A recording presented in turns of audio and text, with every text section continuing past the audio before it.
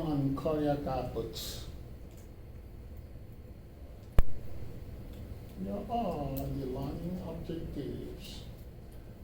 After this lecture, you will be able to define cardiac output and state the normal value.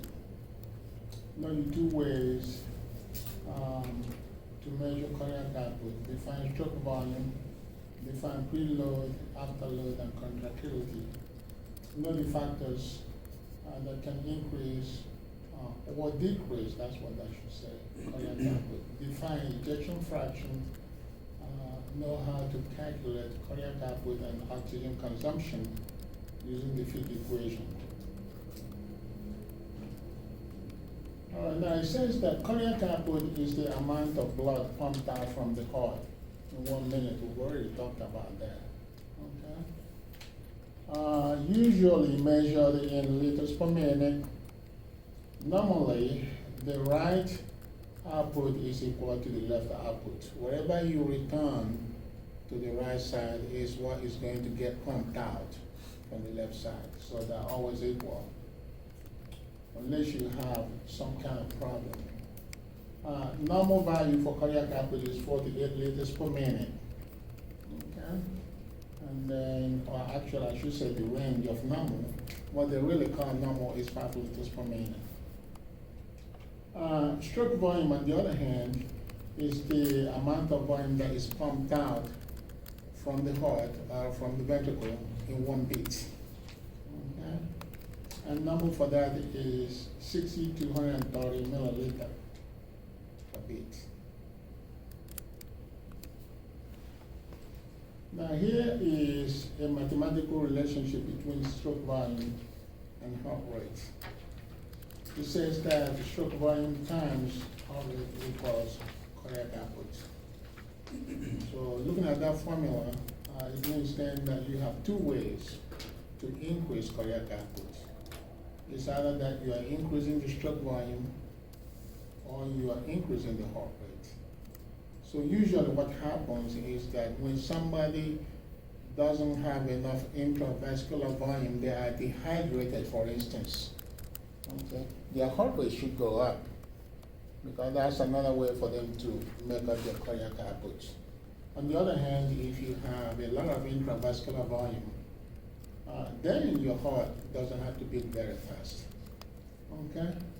So I want you to understand it that way. Like if you got somebody who has GI bleed, they're bleeding out, they should be tachycardic, okay, because they're losing volume. Okay? And so I expect you to know how to work this formula here, given stroke volume and heart rate. Okay, let's say if I gave you stroke volume of 100 milliliter and a heart rate of 60, then you're going to multiply those two together, and that will give you 6,000, and then you divide by 1,000 to convert it to liter. Okay, so that will give you 6 liters per minute.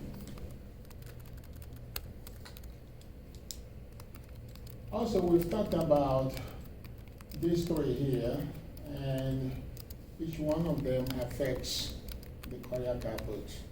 Okay, so we're going to try to define them one more time. Okay? Now, preload. Preload is the amount of volume or pressure inside the ventricle prior to systole, before contraction. Okay, the amount of volume or pressure inside the ventricle before contraction.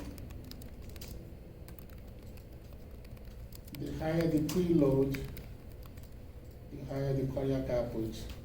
The lower the preload, the lower the cardiac output. That is Frank Starling's law of the heart. Okay, the more you load it up, the more you're going to get pumped out. All right. Now, if you want to increase preload, you give intravascular volume. If you want to decrease preload, you diurese the patient. And then afterload, the word afterload means resistance. Okay? It's the resistance that the ventricle must work against in order to inject blood out. So we have two of them. We have the afterload of the right side of the heart, and then we have the afterload of the left. So the afterload of the right side is called the PVR, pulmonary vascular resistance. Okay, so it is the amount of resistance that the right ventricle must work against in order to inject the blood into the pulmonary artery. And then the SVR, which stands for systemic vascular resistance, is the afterload of the left heart, the side of the heart, the amount of resistance that the left ventricle must work against in order to inject blood into the urine. Now, the higher the afterload, the lower the cardiac output. Because then that would mean more resistance to flow. The lower the afterload, the higher the cardiac output. And then contractility, the ability of the myocardial fibers to contract. Okay. The stronger the contractility, the more the cardiac output. The weaker the contractility, the lower the cardiac output. Like somebody who has had myocardial infarction, they're going to lose some contractile force. They've lost some fibers, they have scar tissues. Therefore, their cardiac output will go down. Okay? You take somebody who is receiving calcium, we have enough calcium. Calcium is good for contraction. In fact, most of the drugs that are inotropic agents are made out of calcium. Okay? That will increase your cardiac output. Like doing ACLS, for instance. Sometimes some doctors may make decisions to give the patient calcium gluconate just to increase contractility. Okay? Variables that affect cardiac output. Metabolic rate. The higher the metabolic rate, the higher the cardiac output. The lower the metabolic rate, the lower the cardiac output. For instance, if you start exercising now, okay, or doing some muscular activity, okay, your heart will be pumping out more blood to keep up with the oxygen demand. Okay. If you have infection, your body responds to that, more blood will be pumped out. Infection causes the body to demand more oxygen. So in response to that, cardiac output will go up. Oxygen demand also will cause cardiac output to go up. Okay? Gender. Okay? Overall, males have more cardiac output than females because they're a little more muscular, okay, than most females. Body size.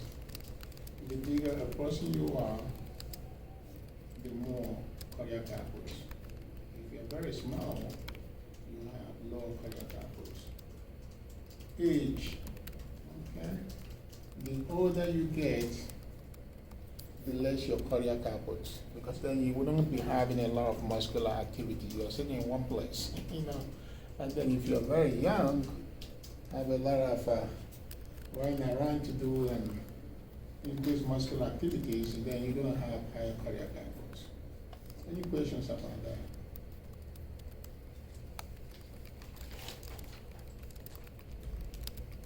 Now, also we talked about cardiac index. And we said that cardiac index is a way of individualizing cardiac output. Because now, two people can have normal cardiac output, but the question is that cardiac output enough for them? Like if I have a cardiac output of 5, which is normal, Kiara has 5 as well, oh, it's normal cardiac output, but since I'm bigger, is that enough cardiac output for me? So what we do then is we individualize the cardiac output. We're going to divide by the body surface area, okay, to get what we call cardiac index. So if you divide your cardiac output by your body surface area, and it falls between 2 to 4, then that cardiac output is good for you. Okay, if it's below that, well, it's not. Okay? And I want you to also understand the formula or the relationship between cardiac output and cardiac index. If cardiac output is going up, cardiac index is going up. If cardiac output is going down, cardiac index is going down. So you get questions on the board exam, where they may say a respiratory therapist increased it from 10 to 15, and then the cardiac index dropped. Okay, that is they're telling you that cardiac output has just dropped because they have direct relationship. So what you're going to have to do is you back up on your PEEP. Like if you went up to 15 and the cardiac index dropped, then you pick a choice that may say, well, how about 14? Okay, 15 did not work, how about 14? Well, if 14 doesn't work, how about 13? Okay, and then you try the other way down back to 10, if the cardiac index is still low. Okay, remember also that coming down, you come down gradually, going up, you go up gradually. So now if you had 15, they may give you 14 and 12, or maybe 14 and 13. So you should be picking 14, okay, because it's closer to 15. Any questions? Now, cardiac index is also very important in determining, okay, the type of shock that you have. Okay, the type of shock that you have. There are several, a variety of shocks. We have anaphylactic shock, neurogenic shock, hypoglycemic shock, septic shock, okay?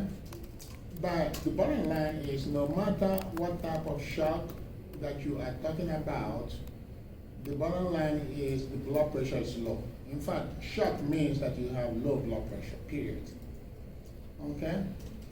But now, if we're trying to find out the type of shock that we have, we may divide the cardiac output and get our cardiac index. If the cardiac index is very low, then you are having cardiogenic shock. Cardiogenic shock means pump failure. Okay, it's not like it stopped, but it's so weak that it's not pumping out anything. Because when you have cardiogenic shock, you have extremely low blood pressure.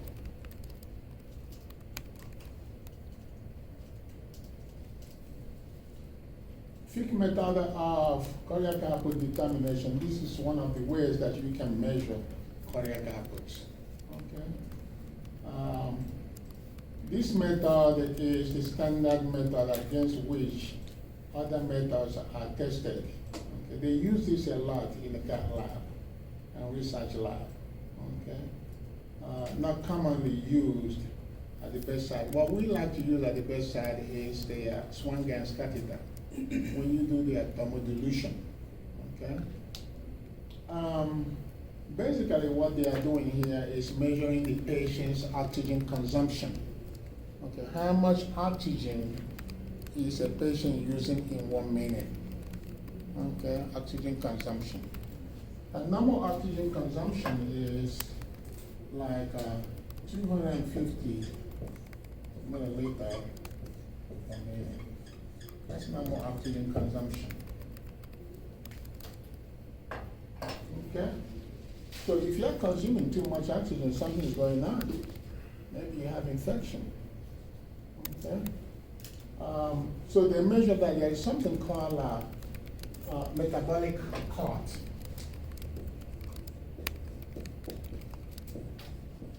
You probably learned that in first semester. This is got to put on the battery there. Usually, dietitians do this. Okay, they put the card to the bedside, they hold it up to the patient, and then they're going to tell you to be still, not move around. Because once you start moving around, that's muscle moving around. So your oxygen consumption will go up. So we're trying to determine the amount of oxygen that you are using up at rest. Okay? So they measure that. Okay? And then after they measure that, the next thing that they do then is they're going to get venous blood gas. Okay, venous blood gas. Remember what I told you, if you really want to know how well the lungs are working, you look at arterial blood gases. If you want to know how well the heart is working, you look at venous blood gases. So we're talking about the heart here, we're calculating cardiac output. So they get VBG, they run into the co-oximeter, okay, and then you'll be able to get your CaO2 and CvO2. Therefore, the analyzer will calculate the difference. CaO2 minus CvO2, which will be equal to Ca minus CvO2. Okay? The amount of oxygen used in the arterial blood, the amount of oxygen used from the venous blood. Okay, so the difference is arterial to venous oxygen content difference. Okay? So now, then they use that formula. The computer uses that formula there to calculate cardiac output. Once you've measured their oxygen consumption, and then we know what that value is. Okay? It says that cardiac output, by the way, QT is a Greek symbol for cardiac output. If you see that on the exam, QT is cardiac output. Okay? So QT equals oxygen consumption divided by arterial to venous oxygen content difference times 10. Now, that 10 should always be there. That's a constant.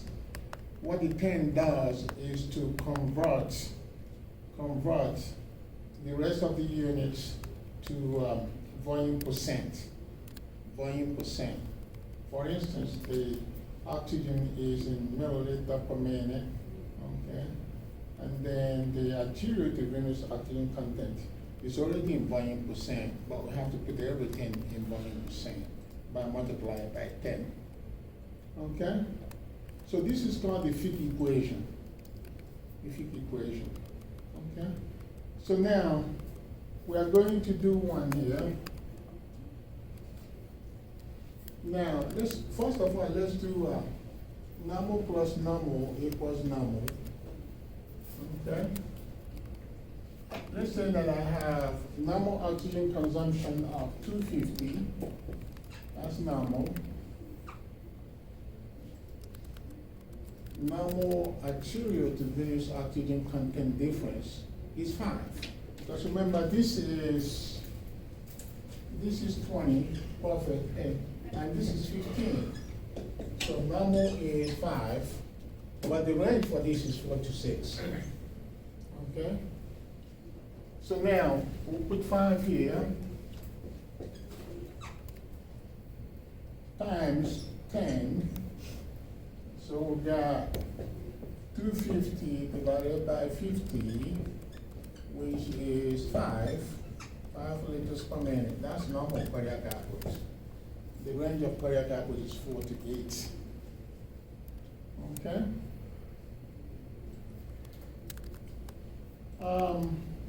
I don't know if you all remember when we were talking about the PaO2, the CvO2, the CaO2, and then the arterial to venous content difference, as each one of them related to cardiac output. Then what we said was, if the PaO2 was decreasing, cardiac output was also decreasing. If the CVO2 was decreasing, cardiac output was decreasing. If the CaO2 was decreasing, cardiac output was decreasing. But that's the only one that is different. If that one there, the arterial to venous oxygen content difference is increasing above 6, cardiac output will be decreasing. And then on the mechanical ventilation question, you get questions like that. Okay? A respiratory therapist can peak from 10 to 15, arterial to venous oxygen content difference is now 10. Okay, what does that mean? It would mean that cardiac output has just decreased. So let's try it now, okay? We're gonna do normal oxygen consumption plus, we're gonna use 10 now. Let's say that arterial to venous oxygen content difference is 10 times 10.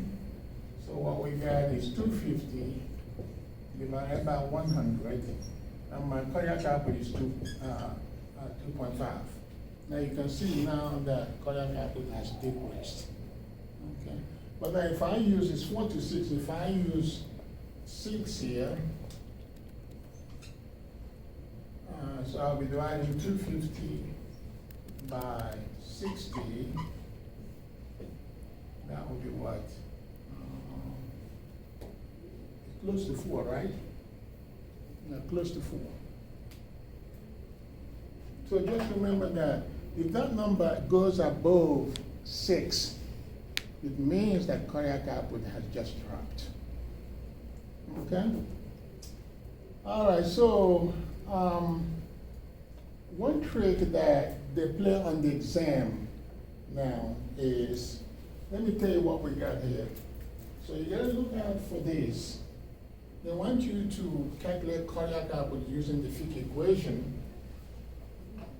and they will give you all of this stuff, because this here means, hemoglobin times 1.34 times SaO2 minus hemoglobin times, oh no, sorry, I didn't finish it, plus PaO2 times 0.003 minus hemoglobin times 1.34 times SvO2 plus PbO2 times 0.003. Now look at this here. So that means then that before you can get this here, you have to calculate arterial oxygen content, calculate venous oxygen content, and then subtract the venous content content from the arterial content to get that. But the play tricks there. What they can do here is they will give you all these numbers, okay? Like you're going to calculate that, and somewhere here they will put CaO2 equals 20 and CvO2 equals 12 or whatever. Here. So they just want to know whether you know what you're doing. Okay? So realizing that all you have to do to avoid all of that, you should take away your CvO2 from your CaO2 if you can find it in the mix. That's all. And then you start working the formula. Okay? So pay attention to that, because they don't want you to do all of that. It takes time. You're supposed to have like, not even quite a minute and a half. A minute and a half for one question. So they can't do all of that to you. The intent of the MBOC is not to have you calculate. That's not what they're doing. They just want to know whether you know what you're doing. Okay, so if you use normal plus normal equals normal, you know, that formula works. Like now, they go, well, calculate cardiac output. Oxygen consumption, 250. Arterial to venous oxygen content difference, 5. Well, why can't I pick 5? I will just pick 5 because everything is normal. Well, if this is abnormal and this is abnormal, well, it cannot be 5. It would have to be a number other than 5. Okay, things like that will save you time. All right, so any questions about this?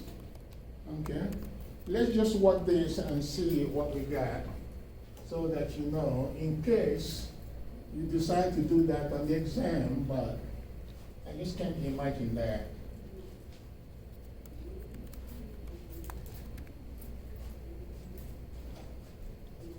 So that's why, like when we start the review course, what I tell the students is go ahead and go through the entire questions and grab the ones that you know, and then you come back the second time, okay, and grab some more now. Because now, the first time you go through the test from number 1 to 140, okay, you come back the second time, you may have read something that triggered your brain to remember the other things that you didn't know to begin with. Then you go through it again, okay, and then you come back, okay. If you don't know it then, if you don't know it after the second time, then you will never know it. You will never know it. So the best thing there is to start guessing. You should not leave any question blank. Okay, you guess, okay. There's something called, I don't know if I told you this before, swag and wag. Did I tell you that before? Now, wag means, wow, that's gaze. Wow, that's gaze. And yes, wag means scientific. Wow, that's gaze. Sorry. Yeah, so wag means, like those questions that you left blank, you go like, this one here is B, this is C, this is D, this is A, this is that, that's why that's guess. Scientific means you pick one letter, you pick B, you put all of them, you put B. Or you pick C, you put all of them C. Now, studies have shown that when you swag, you get more questions right. Honestly, when you swag, you get more questions right than when you whack. Seriously. All right, so let's do this here. So we're going to do arterial content first. Here's the formula again.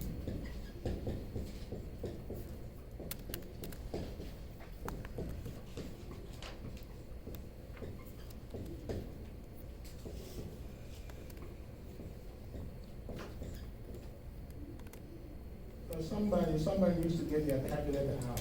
So I'm going to do hemoglobin is 14 times O2 saturation. You always convert that to decimal. You convert it to decimal, okay? So we have 0.95. Oh, sorry. Forgot the 1.34. Do you know how we got the 1.34, by the way? If you have your hemoglobin, it's made up of 4 iron molecules. Now that's your heme portion of the hemoglobin. Each iron molecule can carry 1.34 grams of oxygen. 1.34. 1.34. 1.34. So if the 4 iron molecules each has 1.34 grams, then you have 100% saturation. 100% saturation. This will be 75% saturation. So saturation is how much oxygen do you have attached to the hemoglobin? Okay? All right, so plus PaO2 is 90 times 0.003. All right, so somebody should multiply 14 by 1.34 and by 0.95. 17.822. 17.822. 822. Let's call it 2. Okay? Plus 90 times 0.00. That one I haven't done yet. 0.27. Hmm? 0.27. 0.27. Now, I'll tell you something else about this formula. Now, PaO2 is the amount of oxygen dissolved in the plasma. Dissolved in the plasma, in the arterial blood. So PaO2 tells you a little bit about oxygenation, but not the entire picture, because it's just telling you what is dissolved in the plasma. If you have plenty of oxygen in the plasma, but you don't have adequate hemoglobin, guess what? You're going to die of hypoxia, because the hemoglobin carries the oxygen down to the tissues. Okay? So if you look at it, anytime you multiply 0.003 by a number, you got nothing. Let's say my PaO2 is 1,000. Let's say it's 1,000. Multiply by 0.003. Really nothing. It's insignificant. So the most of the oxygen is carried by the hemoglobin. So in most cases, I don't even worry about this. By the time you multiply these three, you see the answer there. Okay?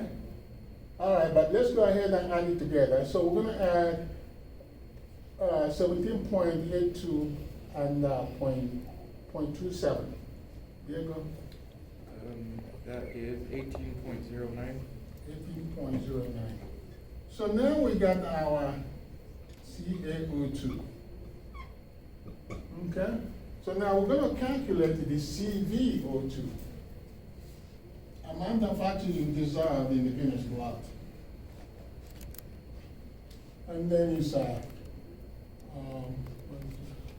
CvO2 equals hemoglobin times 1.34 times, now it will be SvO2, venous oxygen saturation, plus PvO2, actual pressure of oxygen in the venous blood, times 0.003.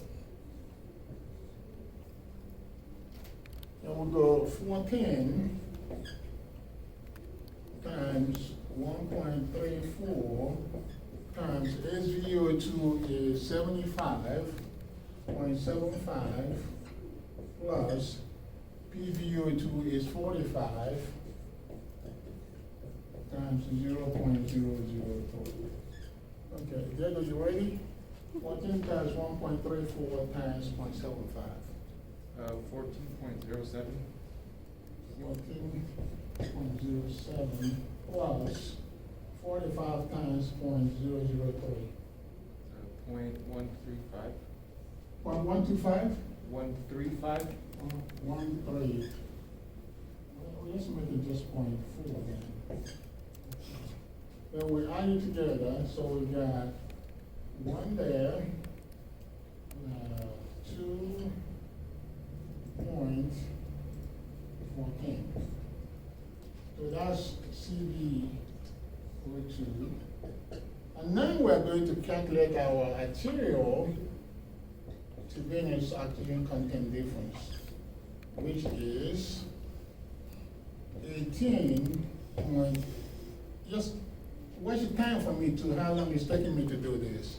14.21.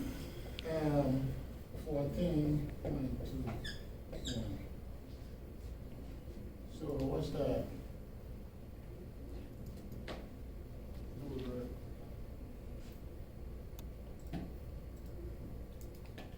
17 point something. 3.88. Huh? 3.8. 3.8? Or 3.9. 3.9. Okay, so now we're ready. So now we go to the cardiac output equation, the Fick equation. And we say, well, oxygen consumption, well, let me write the formula down. QT equals oxygen consumption divided by arterial to venous,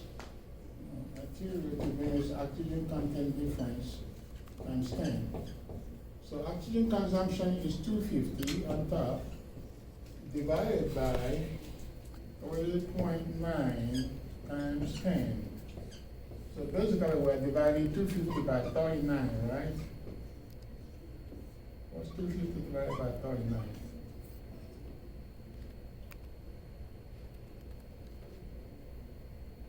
Six point four. Hmm? 6.4. 6.4?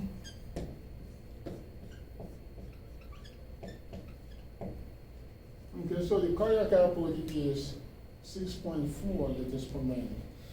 See how long it took me? It's not, that's not what they're doing on the exam.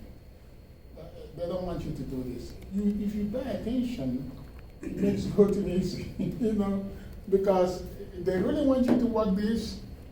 Somewhere in the mix, they will give you this, and then they will give you the CaO2.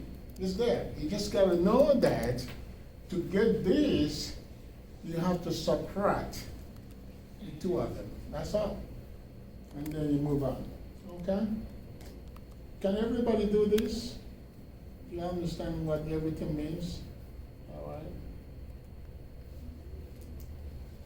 Okay, so the next way that you can measure cardiac output is by the thermodilution method. You have the Swan-Ganz catheter in. You have the Swan-Ganz catheter in, and then you go to the bedside. You're gonna draw cold saline of non-temperature. Non-temperature of the saline, and then you are going to inject it into the heart through the proximal port. Okay? And once you've done that, it pours out inside the right atrium, and then it cools the blood down to a lower temperature. Okay? And then the blood flow now will continue down the line. And at the tip of the catheter, which is inside the pulmonary artery, you have that thermistor. Okay? Thermistor is a device that measures temperature. Okay? Thermistor measures the temperature of the blood now. Okay? And feeds that to the cardiac output monitor. And then the cardiac output monitor will use the change in temperature to calculate cardiac output. That is called thermodilution. Okay? Now, the cardiac output monitor usually draws a graph similar to this. Okay? And one thing that is interesting about the graph is that the area under the graph is inversely related to the cardiac output. Inversely related to the cardiac output. It's like the more area that you have under the curve, the lower the cardiac output. The smaller the area under the curve, the higher the cardiac output. Okay. So this will be a very high cardiac output when the graph is just very small like that on the cardiac output monitor.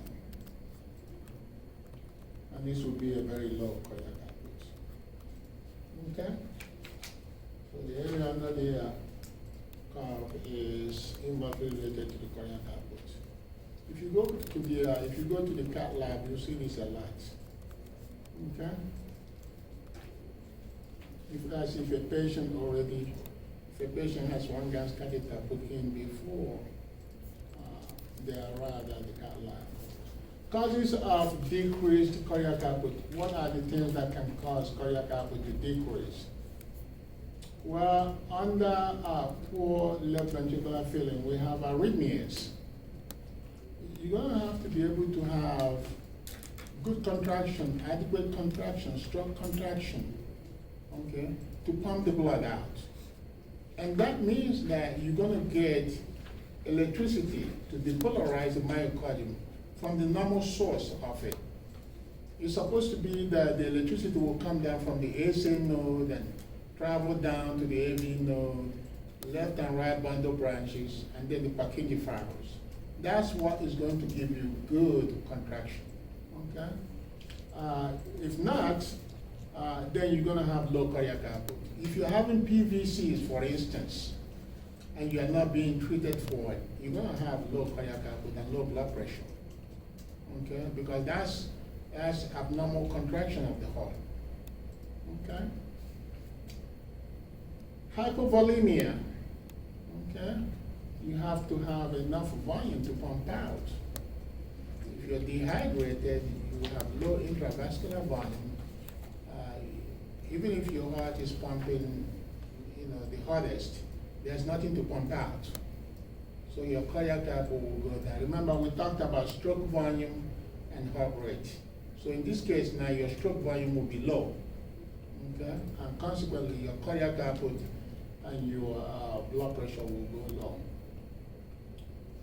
Mitral or tricuspid valve stenosis. Well, that is true. Stenosis means that somehow the valve is hardened up. It's not as flexible.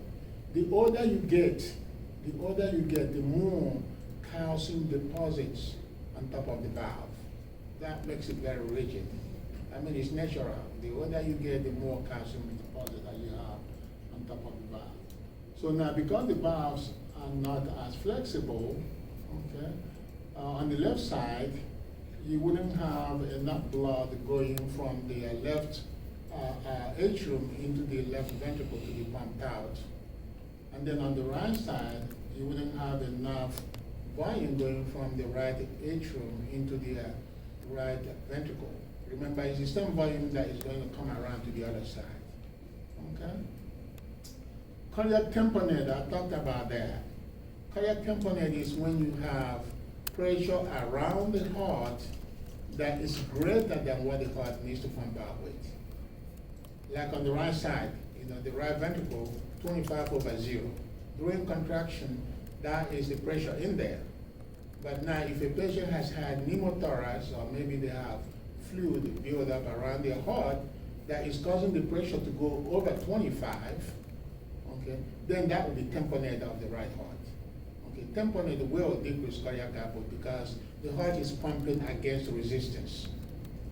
Okay, the same thing on the left side. If you have air or fluid that is building up around the left heart that is causing the pressure to rise over 120, then that will be tamponade of the left heart.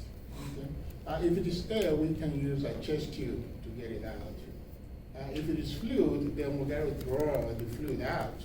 Use a long needle and draw it out, and that is called pericardiocentesis.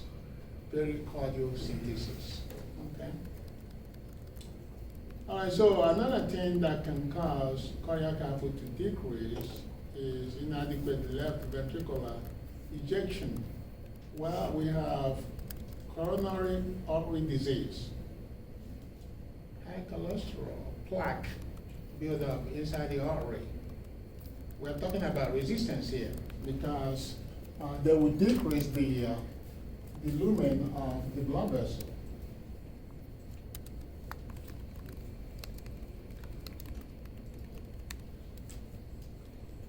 So the normal diameter of the blood vessel will be decreased.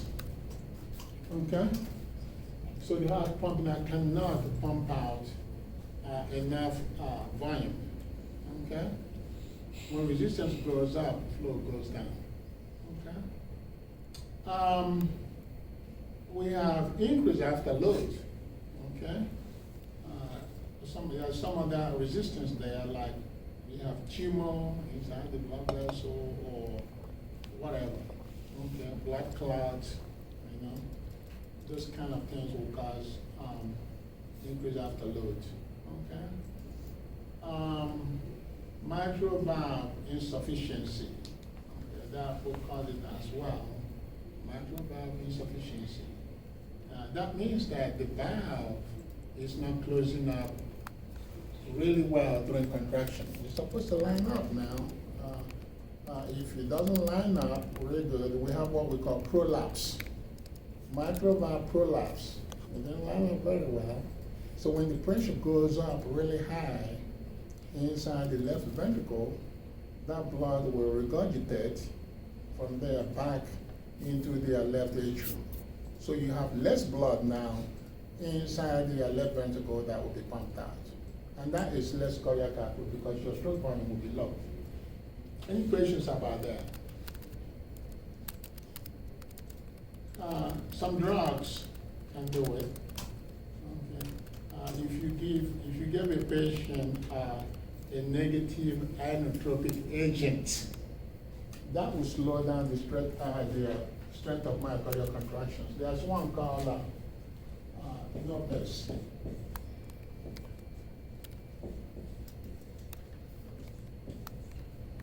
Nopes is a negative inotropic agent.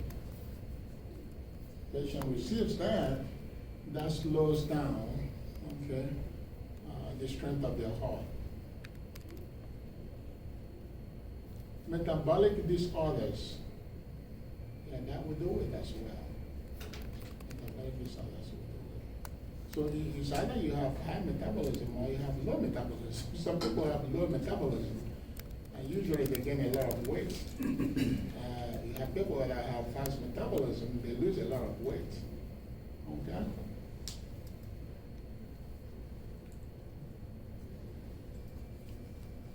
Ejection fraction. Okay?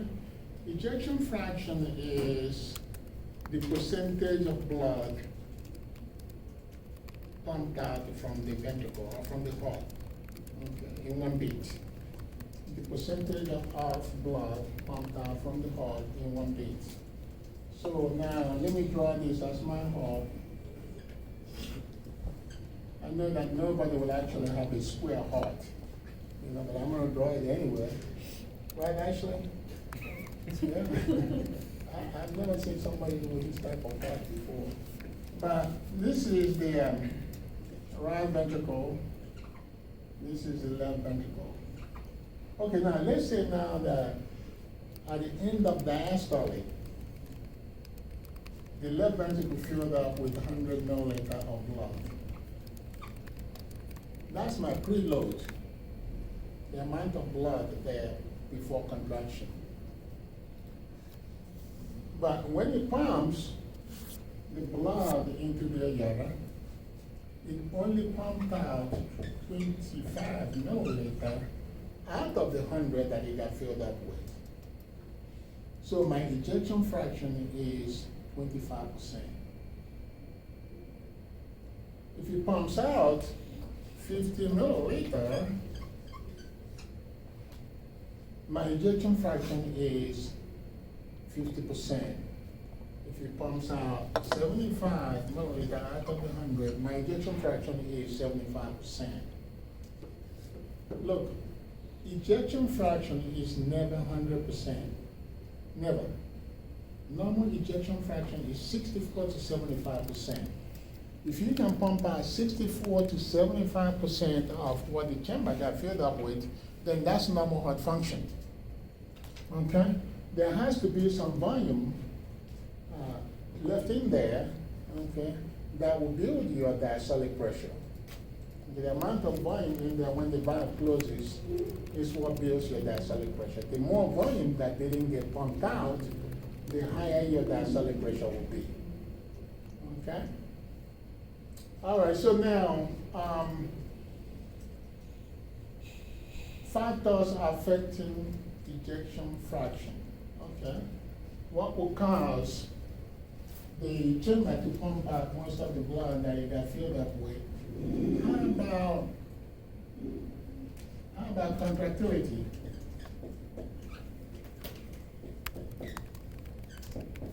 Yeah, contractility will cause you to do that. If your heart can contract more effectively, then it ought to be moving out a lot of volume. Okay? How about preload? Well, the more volume in there, the more that will be pumped out. If you didn't get filled up with anything or didn't completely fill up, it doesn't really pump out a whole lot. So basically it goes to filling the chamber up and the chamber contracting. Now let me ask you this, somebody has myocardial infarction, would they have high or low ejection fraction? Low, right? Yeah, low, because they've lost fibers that will affect that. If you have hypovolemia, then you're gonna have low ejection fraction as well. So it's all about filling up the chamber and the heart contracting more effectively. Anything that decreases contractility or the preload will affect your ejection fraction. Okay? Now let's work one here. Let's say that, that's a formula there. My heart filled up with 100 milliliters of blood. That's my end diastolic volume is 100 minus end systolic volume. Well, end systolic volume is the amount of volume that didn't get pumped out at the end of systolic. So now, if I pump out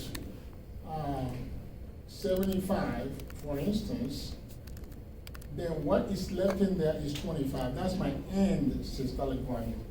Minus 25 divided by end diastolic volume, which is 100.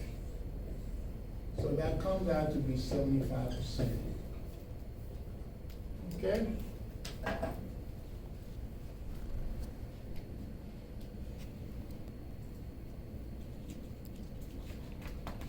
These are the two ways that the body compensates for hypovolemia or low blood pressure. Okay? If you're bleeding out, you're losing volume, or you don't have enough, you're dehydrated, what happens is that your heart is going to start beating faster to increase cardiac output and blood pressure. And then the systemic vessels, the systemic blood vessels will constrict. So you have increase in SVR. They want to constrict to increase the pressure. Okay?